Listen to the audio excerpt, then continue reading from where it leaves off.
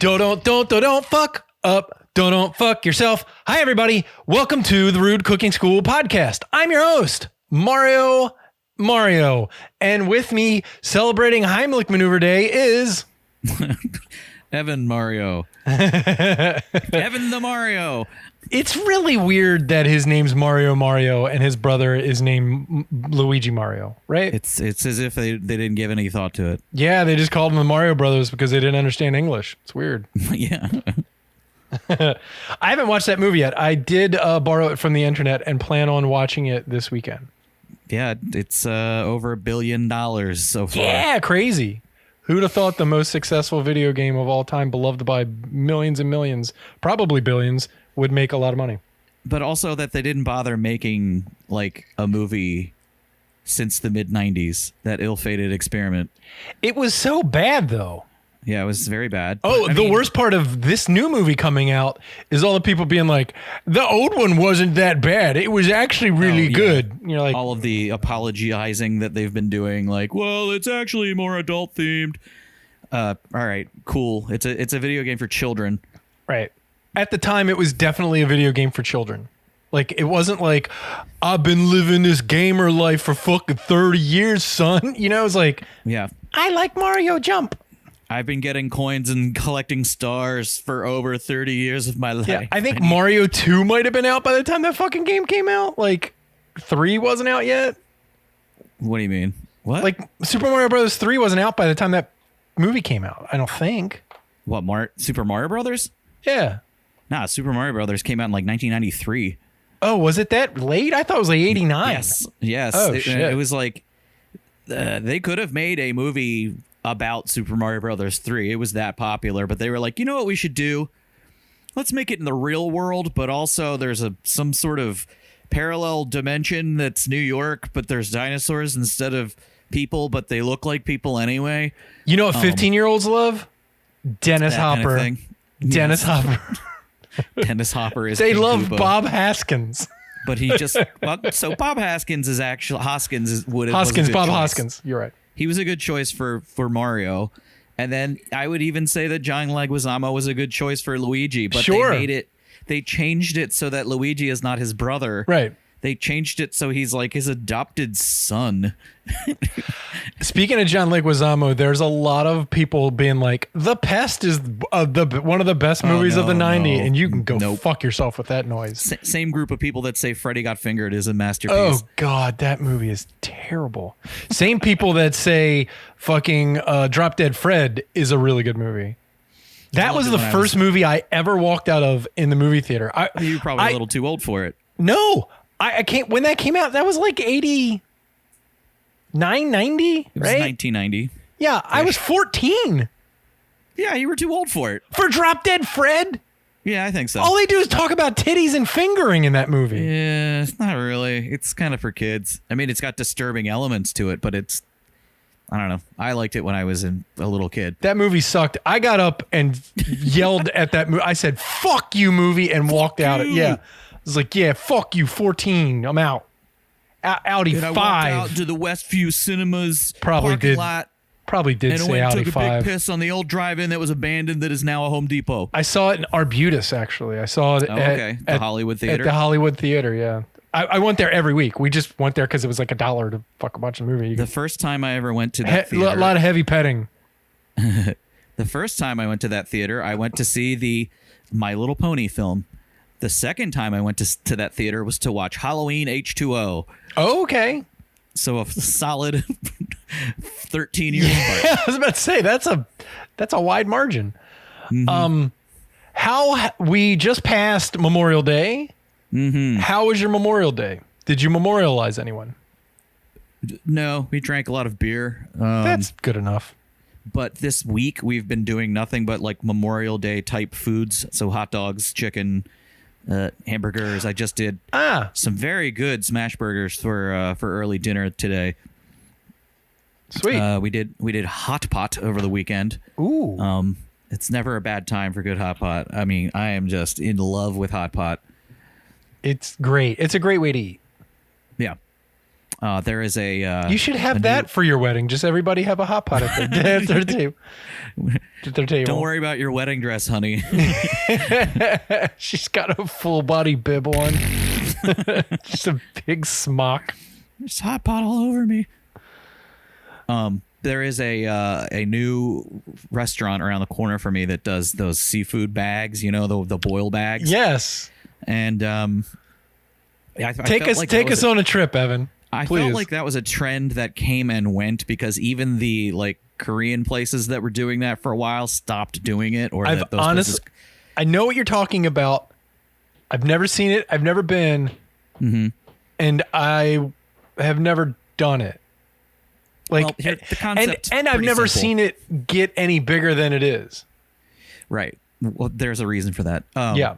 But the concept is you pick your seafood, you pick your potato and your corn and like a seasoning level, and then it comes out in this plastic bag full of butter, and you eat. So do they cook it in the bag? Seriously? They do. They basically put it in a pot of boiling whatever and bring it out to you that way. Still in the bag. They don't open the bag and dump the stuff out. I would prefer to not have to open the bag myself. So you got to open the bag?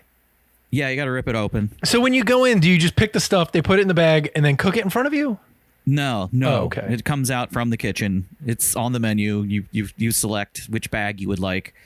Which, by the way, none of these bags are what you would call affordable. But they cook it in the bag. Yes. There's something really wrong about that. It's a little weird.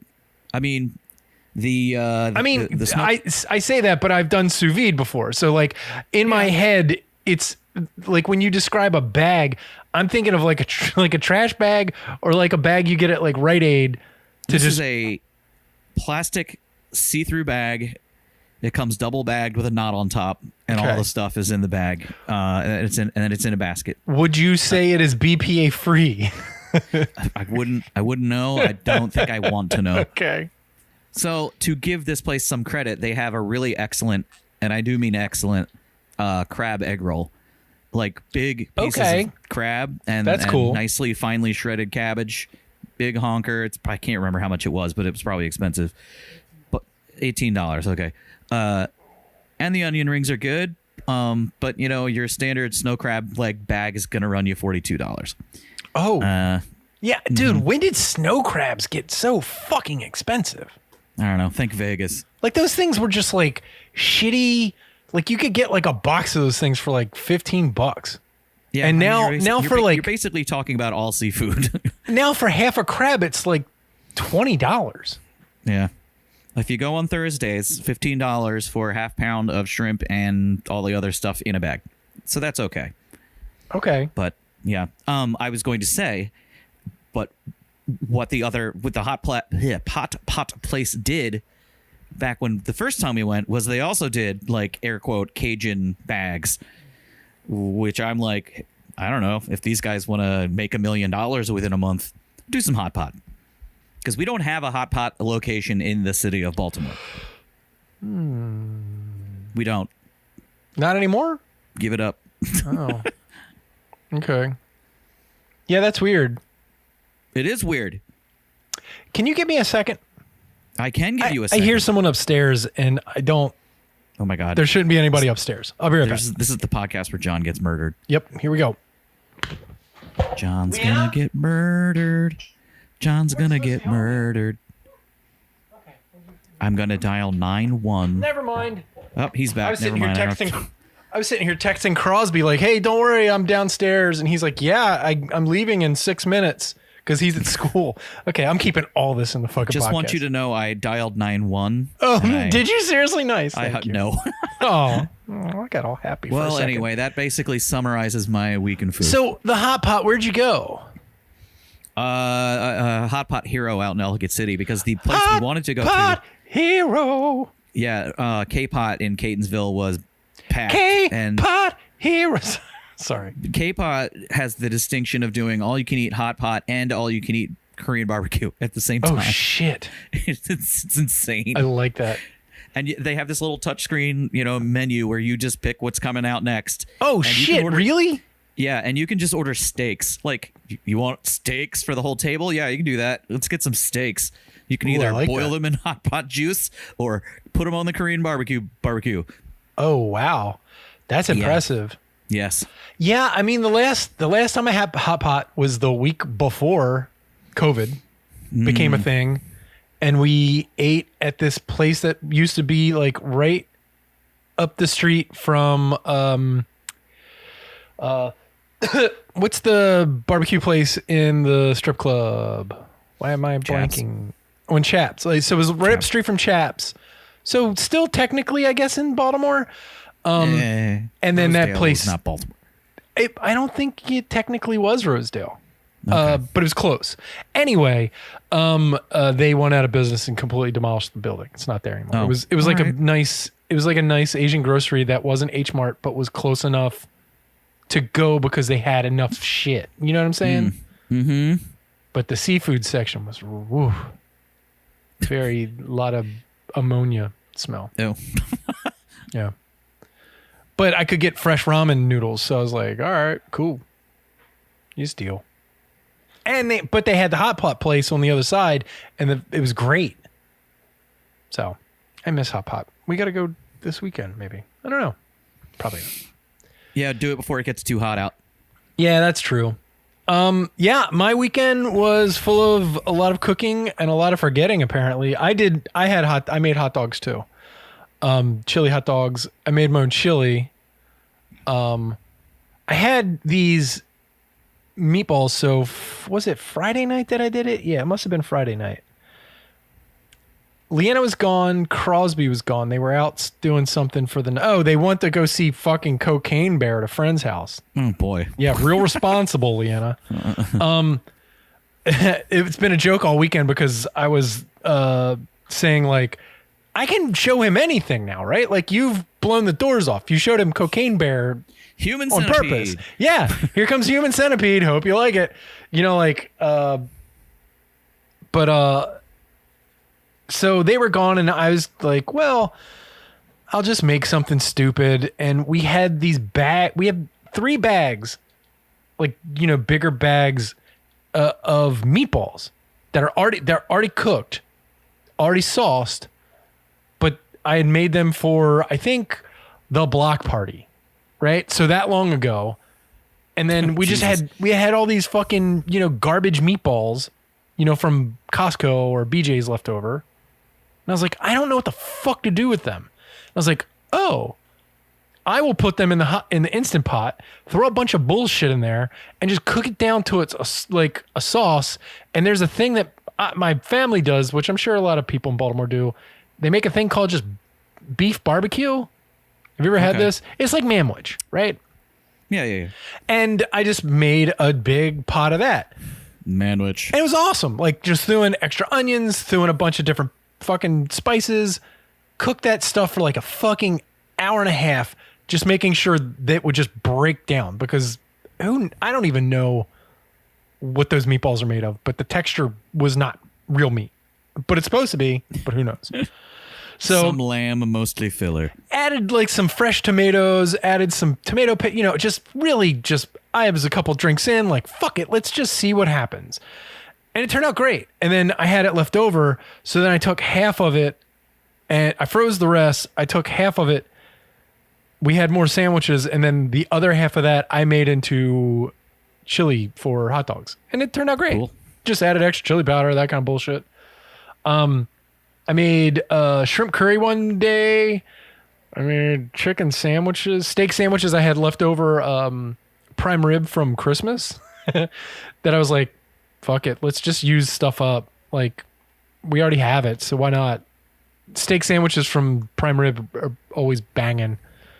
And then last night I did something I hadn't done in forever, and I made chicken breast sandwiches. Okay. Which Fried we never or grilled. We never eat chicken breast. It was just kind of, we have a plancha that in the middle of our oven that you can flip, and one side's flat, and one side's like grill marks. So I did grill marks. So grilled ish, yeah. But I had leftover for the I think it was the steak sandwiches. Leanna had gotten beets from the farmer's market. So I told her to keep the beet tops. And then I just made a beet top pesto from it, which was really, really good. But then I took it and slathered it all over the chicken and let it sit for a couple hours before I grilled it. It was fucking awesome. And I put that on the sandwich. Turned out really, really good. Like, cool. I liked it a lot. So, we went for a hike on Sunday. I think it was Sunday. It was weekend long. It all blends in. And we went to Mount Vernon Tavern. Have you ever been there? Wait, are you serious? Yeah. You mean on up by Micah? No. Mount Vernon Tavern? Not Mount Vernon, Mount Washington Tavern. Sorry. No, I haven't been there since they burned down, which was a long time ago. Okay, so is that what happened to it? Yeah. It burned down in 2012? They were purchased by a very special restaurant group. No way. Are they really owned by them? I don't know. I think no, they're not. Okay, I'm looking at their website right now. Jesus Christ, I'd have been bummed out. I didn't see it on their menu. Say it very loudly at the top, like if it was an Atlas concept. I will say that the clientele, one of the reasons I've never been to the Mount Washington Tavern is the clientele is very, lime green pants with crabs on them kind of guys, wearing bow ties and a white t-shirt. Yeah. You know what I'm saying? Roland Park types. Very much so. And for those listening, Mount Washington is like a little village, still in the Baltimore area. It's in the city, but yeah, very much on the edge of where rich people flee to, and correct. There's a lot of really rich neighborhoods around it, and it's become like a lacrosse bro, high finance bro. Yeah, it was pretty funny. But we went there and it was great. Their drink menu was awesome. Their regular menu was really good. I was trying to eat relatively healthy, and I got like Leanna got a burger. What the hell did Crosby get? Crosby got something weird that I was like, he got a half and half. He's been obsessed with half and half soup lately. Which is half tomato Maryland crab soup and half creamy Maryland crab soup. So that's what he did. I got the Wicked Tuna Tostadas, which is rare ahi tuna, seaweed salad, soy citrus marinade, cucumber avocado drizzle on wonton chips. $27. $16. Yeah. It's a starter. But it was really good. I was like, okay. And then we got oysters, and the oysters were awesome. They were a little expensive, like $3 a piece. But they were really, really good. Mignette was awesome. Like, we had a really good time. We're like, okay, definitely going to come back. So ask for it by name. Yeah. The Ed Norris's favorite place. It is. Ron Smith's favorite place, the Oregon Grill. It's one of whose? Ron Smith. Oh yeah. They own the Oregon Grill, right? Yeah, I think so. Atlas owns, yeah. Yes, and they like made a big deal out of how they were renovating it for $1 million, and I was like, why? Oh right, it's perfectly fine. Yeah, because it looked like it was 1960. I was fine. Look, I went to a rehearsal dinner there not that long ago, and I thought it was perfectly fine. Because you grew up in the 1960s.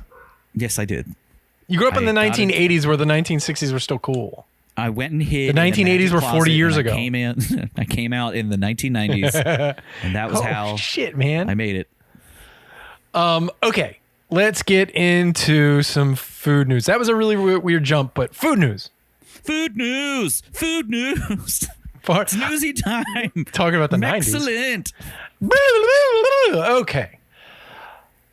Okay, here's the grind your gears story I was telling you about that I didn't tell you about. Is this a grind? What between 1 and 5 gears? How many gears? This will probably get you into 2, maybe 3, 2? just because 3? this is an extension of a story I think literally did either 1 or 2 food newses ago. Okay. The French are at it again, Evan. Oh, no. What are they trying to stop now? If there's one thing the French hate, it's anything that says the word champagne on it. Yeah. Oh, yeah. Wait, is this the Champagne of Beers Part 2? Yes. Oh, no. According to the BBC, French border police dumped nearly 35,000 bottles of a soda drink originating from Haiti with a label that read Couronne Fruit Champagne. Oh, no. So, according to officials located at the northern port, actually seized the items, which were allegedly intended for distribution in France in October of 2021.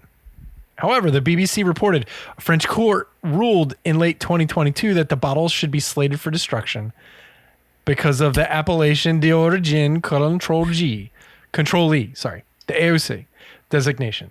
Appellation d'origine contrôlée, AOC, not RAOC. They're OC. Take that, Haitians. Yeah. So the Committee Champagne, a French trade organization that represents wine producers, leads advocacy efforts for the AOC, which, quote, stands for the product for which the principal steps for production are done following a well-established technique within the same geographical area, which gives the product its characteristics. Unquote. In other words, if it says champagne, it had better come from Champagne. So yeah, they did this, and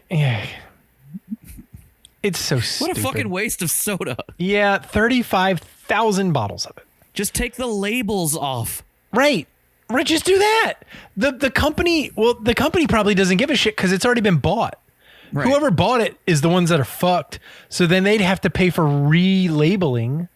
Mm-hmm. You know, or just pay some, street person with a Sharpie. Or just ship it to another country but again, you got to pay the shipping fees. Give it to the homeless. Yeah.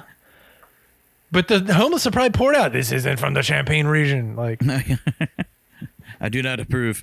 As the BBC noted, France isn't the only European nation to take its national products seriously, as there are more than 120 countries that follow that ruling.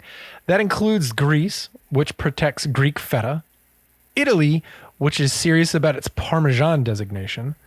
So yeah, don't send anything that says feta to Greece or Parmesan to Italy. Italy's actually really strict about their designations of origin. What if we were to name our children like Champ, Ain? Hey, Champ. that would be fucking hilarious. That would be so stupid.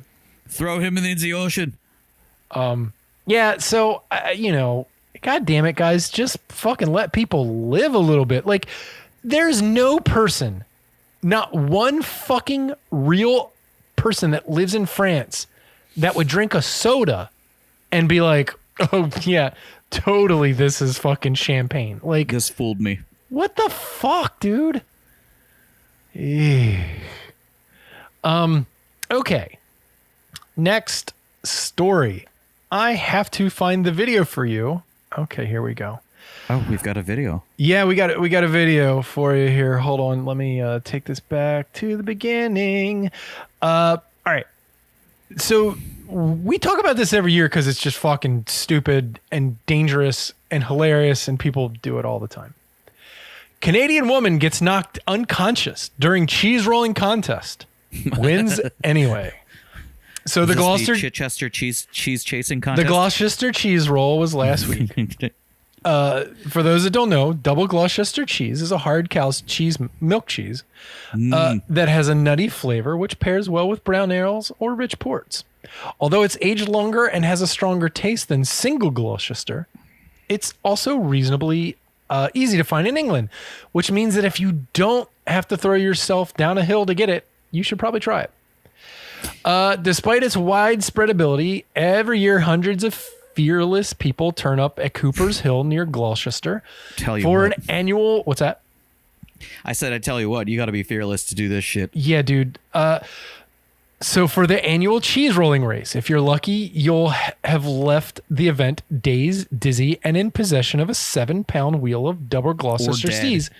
that goes to the winner.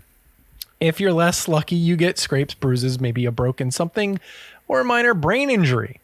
So, again, for those who don't know, there's this ungodly steep hill in Gloucester that they take a wheel of cheese, and once it starts rolling down the hill, hundreds of people run down this hill after the wheel of cheese to be the first one to cross this line. That person wins the cheese. But it's so steep that people start ragdolling down the hill like it's a 3D like a gravity simulator video game. It's fucking insane. There's an episode of a show on Netflix that is narrated by Rainn Wilson. Oh yeah. Which I forget the name of. It's like Champions, the Championship, Pursuit of Excellence, or something like that. And that is an episode, and they profile a young lady who actually won. It's like she comes from a long lineage of cheese chasers. She actually won last year too, and then retired. Really? Yeah. Yeah. Well, yeah. I mean, like she full on broke her collarbone or some part of her shoulder, and it now like sticks out, of her flesh. There's like a huge lump that is just now on the top of her back that, it's never going to go away because it's like her bone is sticking out. So this is such a weird story. The winner of the women's cheese rolling race this year was Delaney Irvin, a 19-year-old Canadian who was finishing up a 6-week trip through Europe. Must be nice. When she happened to be in Gloucester on the day of the race, she decided that she'd enter the competition. Quote, we didn't really prepare for it at all, she told CTV News earlier this week. Quote, all we did to prepare was my friend and I took turns jumping on our hotel bed and doing a roll as best as we could, eh? Unquote. Even England's worst hotel beds can't replicate the head swimmingly steep incline of Cooper's Hill. Irving told the outlet that video she watched of previous races didn't prepare her for how steep the hill actually was. She wasn't put off, though, and was among those who chased the rolling wheel down the hill. And that's about all she remembers. She was knocked unconscious as she rolled down the hill. When she finally came to, she was in a medical tent, but she also had a wheel of cheese on her lap. Despite being completely out of it, she had won the race. Quote, I remember running, then bumping my head, and then I woke up in a tent, she said, according to the press. Quote, I really don't believe it, but it feels good. Feels pretty great, eh? Okay. We're going to watch this now, Evan. Is there audio? Because I think you should layer that into your podcast. There is audio. I think. Oh, let me get to you before. Whoop. Let me get you on screen here. Share my motherfucking screen. Okay, so what I'm about to watch you is her coming down the hill. Mm-hmm. So she is from the bottom of the hill, and you can see all the people at the top. She's about here. I'm showing him where she starts. She's the one this is only like a 20-second race. Yes, it's really not long because they're going so fast down this fucking hill. Yeah. There's going to be one lady who comes over this way, not the winner. She's the one who gets rocked right about here, and somehow just rolls her dead ass across the line. Okay, here it goes, and we're watching. Here she is, and off to the races. Oh my God, it's like a Monty Python sketch. Oh God, it's just people fucking getting killed. So look, she starts running. Here she is right here. Watch, and boom. She does the flailing maneuver when you start to like windmill your hands. So she flops down flat on her body and does the worm over the finish line. Yes. So she starts and she instantly falls and is rolling down the hill, ass over tea kettle. She stands up for about 2 seconds, actually running down the hill, and just eats shit onto her face and rolls another, like, no shit, 15 yards unconscious. Like, it's you know what she's terrifying. Eating now? She's eating Gloucester cheese, baby. That's right. With no teeth. Would you like to see a interview with this young lady? Only if there's audio. Could you not hear that? No. Oh, was I not sharing it with audio? I guess not. Okay, that's okay then. No biggie. Yeah, I'm not going to do it then. She just talks about how she woke up and was like, "Oh, I won. Amazing." Like, so, yeah.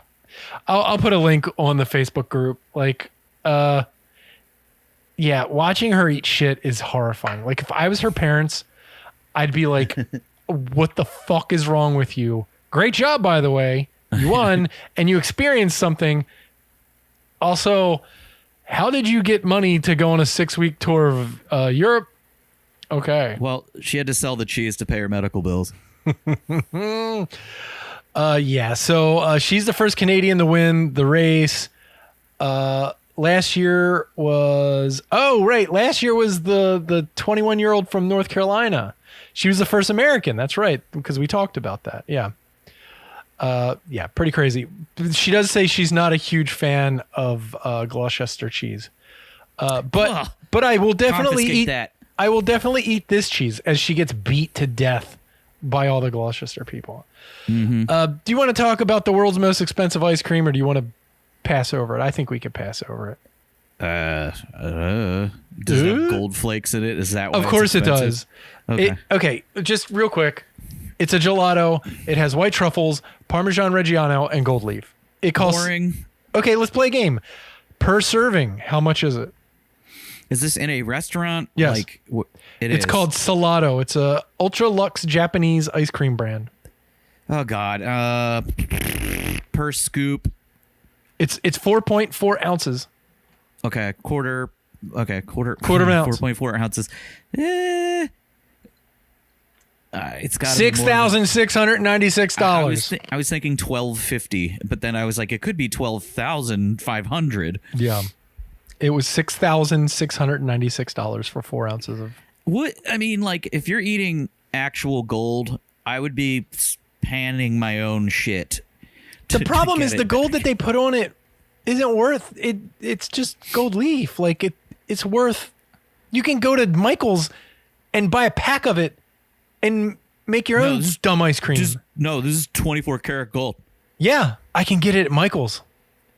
You know, It's worth a lot. I could take a shit and gold leaf it with more gold leaf that's in your ice cream. John, I'm trying to get your listeners to pan for gold in their own shit.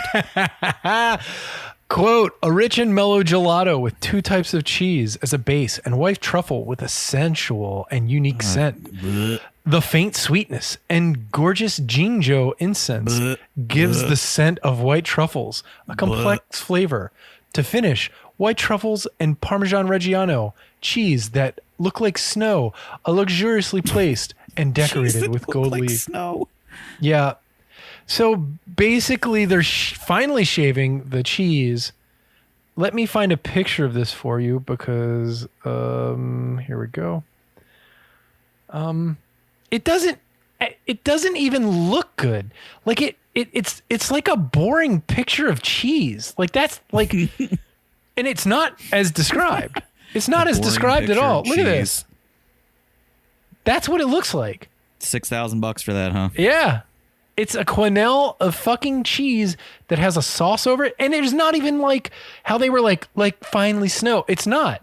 It looks like there's honey on it. And it also looks like there's splooge. So splooge and honey and like a little bit of like, let's do a fucking dickhead Salt Bay sprinkle of gold leaf on it. Here's the thing. If this is like a world record, we could just make a scoop of vanilla ice cream and be like, you know what? This is $7,000. Yeah. Yeah, exactly. Yeah. Just call them up and be like, eh. So it's the white truffles are expensive. They're, white truffles sometimes can cost up to like $15,000 per kilogram. But the ice cream's packed with white truffle oil, which is along with a handmade metal spoon that's crafted out of the same materials featured in some of Kyoto's temples and shrines. You know what? I read this stuff and I'm like, you know what, dude? Come on. Yeah. Okay. So one, Heinz ketchup. I don't know if you saw this today. I got an email in the mail. I saw this on your Facebook group. Yeah, I got an email today from from Heinz Ketchup saying, "Hey, Father's Day's coming up." It says this. The headline was "Opt out of Father's Day emails." Quote, "We know Father's Day can be a really difficult time for some people. So we're giving you a chance to opt out of our Father's Day emails.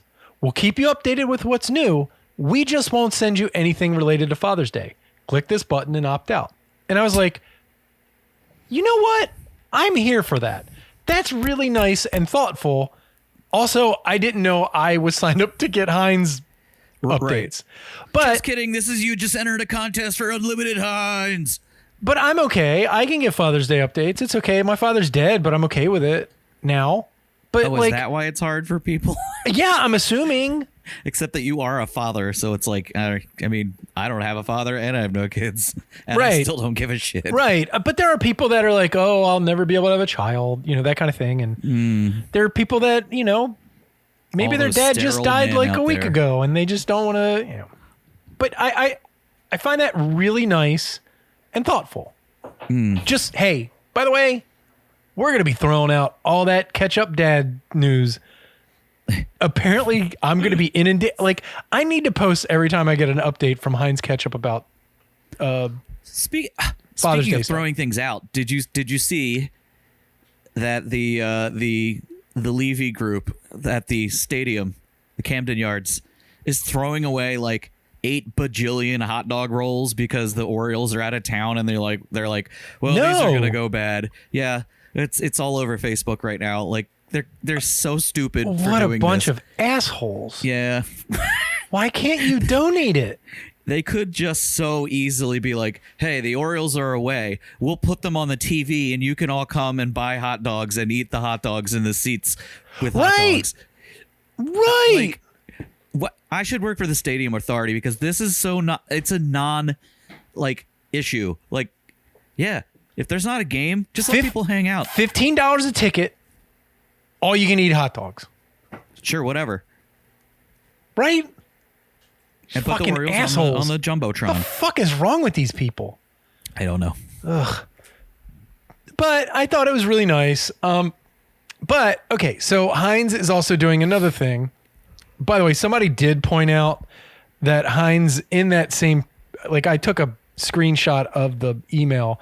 Someone did catch that in the bottom right, there's a recipe link for Heinz makes a vegan mayo and they have vegan mayo brownies.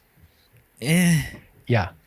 And they're doing all kind of weird beans now. Like I even have them a can of curry beans. So it's like Okay, I'm and fine with that. they're really good actually. So it's like, the Heinz 57 beans from England that are real tomatoey, but it's curry. Curry tomato. They're great. Yeah. Good. They also will personalize Heinz cans for you. So to be like Evans beans with a BEANZ and shit. Special Yeah. champagne beans. Oh no, don't take those near France.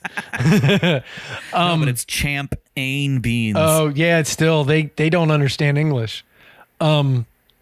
So what they're doing now, and this is fucking wild shit. Like, I don't understand why they're doing this, but it has ding dongs like me talking about it, I guess. So Heinz is doing a remix machine. Okay. So when you go to like a movie theater, you can do that Coca-Cola machine that like the freestyle. mixes. Yes. So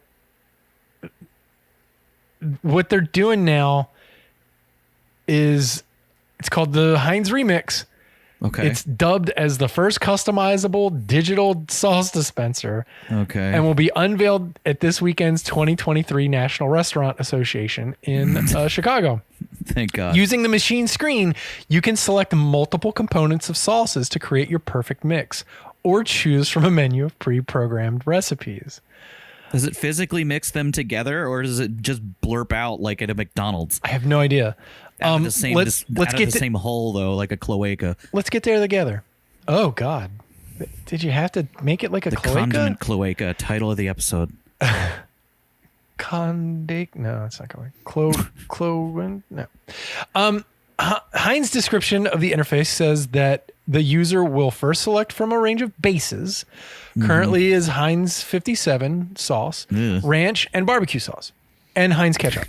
Then personalize further with enhancers. Currently jalapeno, smoky, chipotle, buffalo, and mango. At their preferred intensity level. So you can pick low, medium, high on how spicy or how buffalo-y or whatever. The remix dispenser boasts over 200 possible combinations. So if you like things spicier, sweeter, three smokier, of them are good. Yeah, right? Quote, Heinz Remix is a great example of this consumer-first approach to innovation. We're changing the game for food service operators and sauce lovers. Dipping will never be the same. Alan Kleinerman, Vice President of Disruption at Kraft Heinz, declared in an announcement. I'm not reading any more of his shit because I just found out he's the Vice President of Disruption. Go fuck yourself. That guy probably makes millions of dollars a year. He doesn't. He's a computer program. Yeah, no, he's some dickhead who's like, dad works in marketing and he's fucking fresh out of a job getting paid more money than we'll ever make. And he's like, if we call it disruption and do a bunch of dumb shit, people will like it. And they're like, oh, okay, this kid's got ideas. He's going places. So they're going to start piloting the machines late 2023, early 24.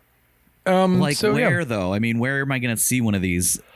It doesn't say. A stadium, I guess. Maybe. I don't know. With restaurant operators is all it says. So whoever wants one. But what fucking restaurant is going to buy one of these things and be like, here's your burger. Go use the sauce freestyle machine. I can see it definitely at movie theaters. Or like a Raising Cane's or something. Yeah, something stupid. But, I wouldn't be surprised. I'm wondering if this, if the idea behind this is not so much about you can mix sauces, but the technology behind mixing something together with the machinery because it's kind of high viscosity. Yeah. Or whatever. Because when I was listening, it was just like, all right, you've got the enhancers are all little thin boys, thin guys, thin liquids. And then the other stuff's thick. So does this just blorp out on its own, like into a ramekin? I'm assuming so. Well, maybe if you pick all three and then it all mixes in the cloaca coming out together. Right. You're still going to have to mix it though. I think that's probably what it does. But you know what they say though? Some of those who mix sauces are the same that burn crosses. So whoa, shit. Yeah. Holy fuck. Just letting you know out there, people. I just can't wait until I have my Heinz 57 ranch ketchup barbecue mango. Yeah. All right. Speaking of French fries, last story of the night. King Charles, famous dickhead, drives a luxury car that runs on leftover wine and cheese. Cool. Famous dickhead killed King Charles. Very fat fingers. He's definitely got issues with something. Look at his fingers. They're all red and terrible, and they look like sausages. He's really old. That's what. He's a very mean person, it seems, too. He likes to make weird monkey faces at people. Like, okay. Have you ever seen the video of like when he was like signing the decrees for him to be king of dickheads or whatever? Like he would like somebody got too close or the pens weren't proper, and he looked at him. He's like made this like shooing. It's the same face he used to make when he had sex with Diana. Oh God, terrible. He's, whatever. I don't care about him. So. He has, for a person who doesn't have a real job, he hosted a coronation that cost the country of England $125 million.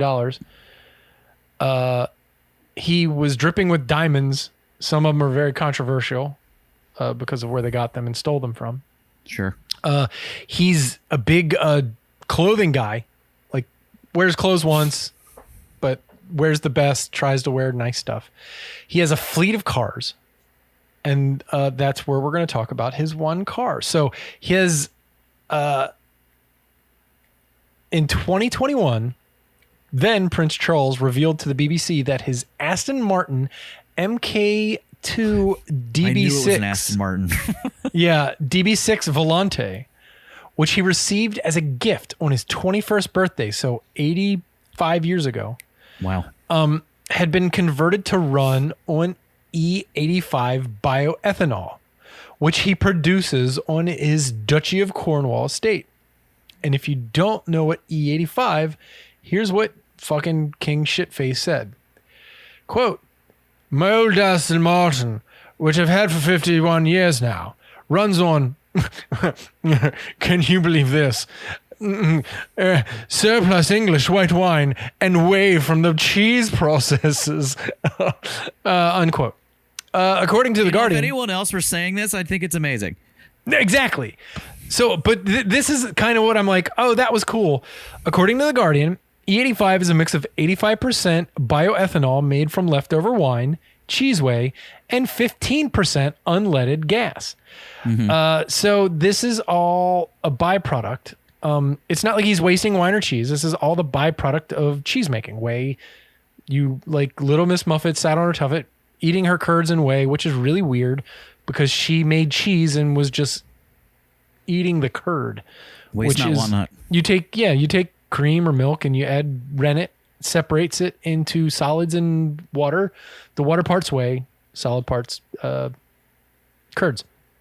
However, this was no easy conversion. Nor did the Aston Martin team exactly want to do it.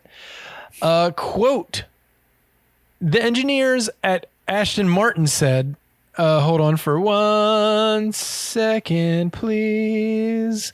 The engineers at Aston said, "Oh, it'll ruin the whole thing," Charles shared with The Telegraph in 2018.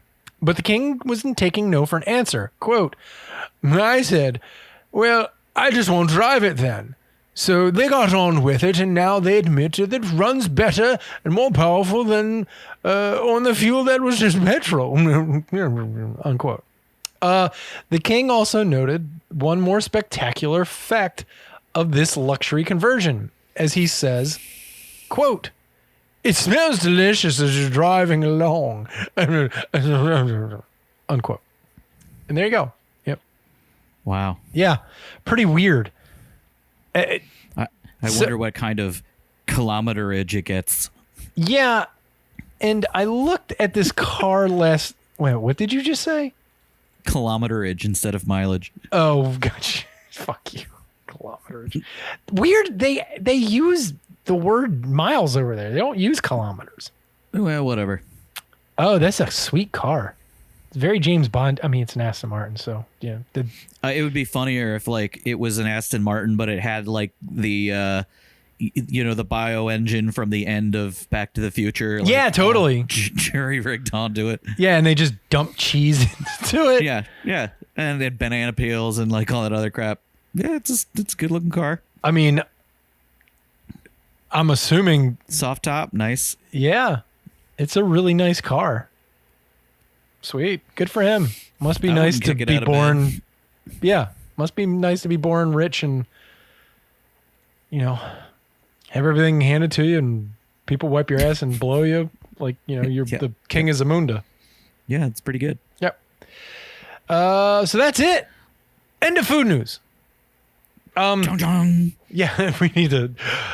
You need to say food news backwards now. Nice. I liked it. Thank you so much for listening to the Rude Cooking School podcast. We will be back next week with a topic unknown to me right now because I haven't come up with it or written the script.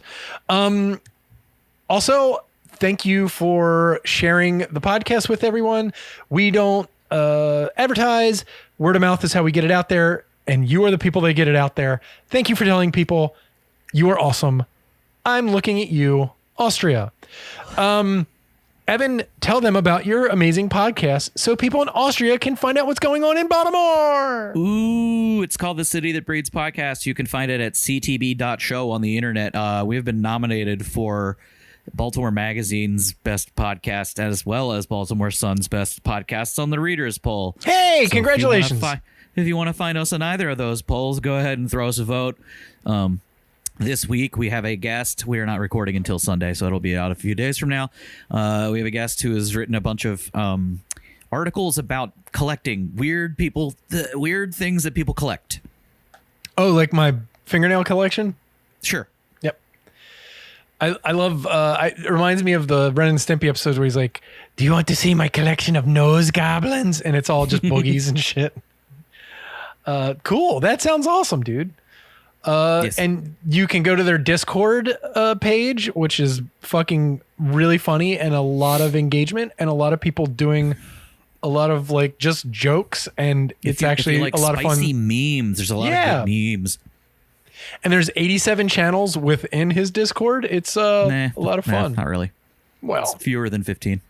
It's overwhelming for certain people. It's really not.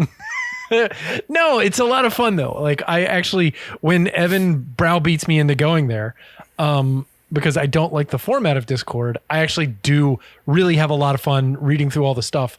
And it's really fun seeing people engaged with Evan and with, I don't remember that other guy or the other guy. So, it's fine. No, Brian and Casey. Those guys. Yeah, those other fucking guys.